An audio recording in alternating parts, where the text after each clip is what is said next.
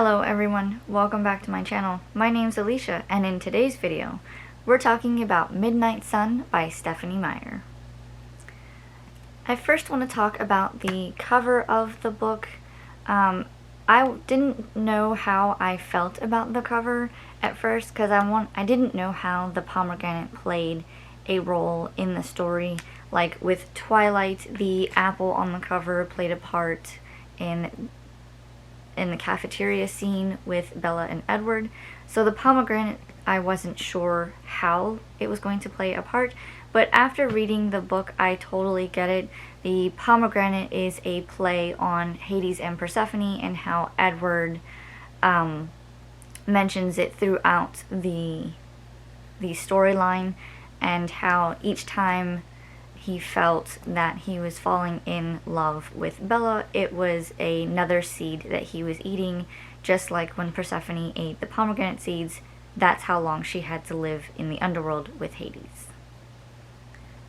Now, I want to talk about the perspective of the book, with it being from Edward's perspective instead of Bella's. Before I started reading this, I honestly thought it was just going to read like Twilight, just like from Bella's perspective, except from Edward's perspective.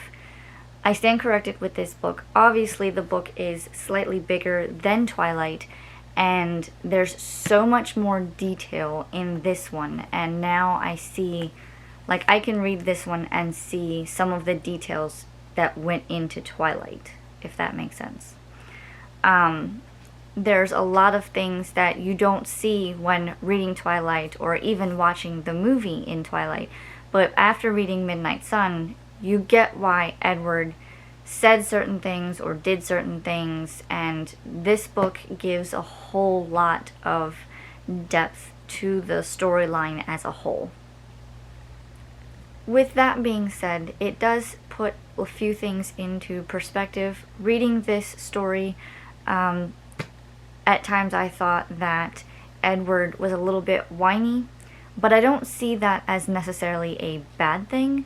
I look at it as it's seeing deeper into his character, and with Midnight Sun being from his perspective instead of Bella's, you can also see a lot of his internal struggles, with him wanting to kill Bella but protect her at the same time. So this book, I feel, gives a lot more detail into that. It also gives a lot more detail into his abilities, him being able to read minds, him being able to read the minds of humans, and how he interacts with his family and their abilities.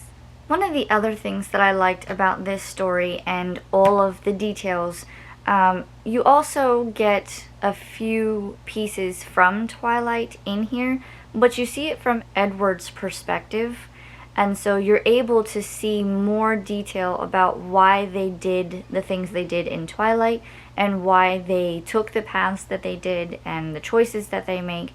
You get to see a lot more detail as to why and when and how and what made them do the things that they did in this book versus what you see in Twilight. As I've said before, and probably many times in this video, I really enjoyed reading this one. It gives us a whole lot of perspective from Edward, and I really just enjoyed the fact that they give you so much detail, and you kind of feel for Bella at times, but you also get more understanding as to the vampire world and Edward and his family, and understand their abilities and everything like that.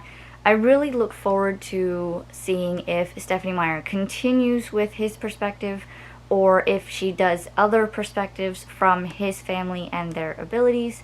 And I would rate this a 5 out of 5 stars, and I highly recommend that you guys read it. That's all for me, guys, in this video. If you guys have read Midnight Sun and want to leave a comment below telling me how you liked it, or if you plan on reading it, please do so. Until next time, happy reading, and I will see you guys in my next video. Bye!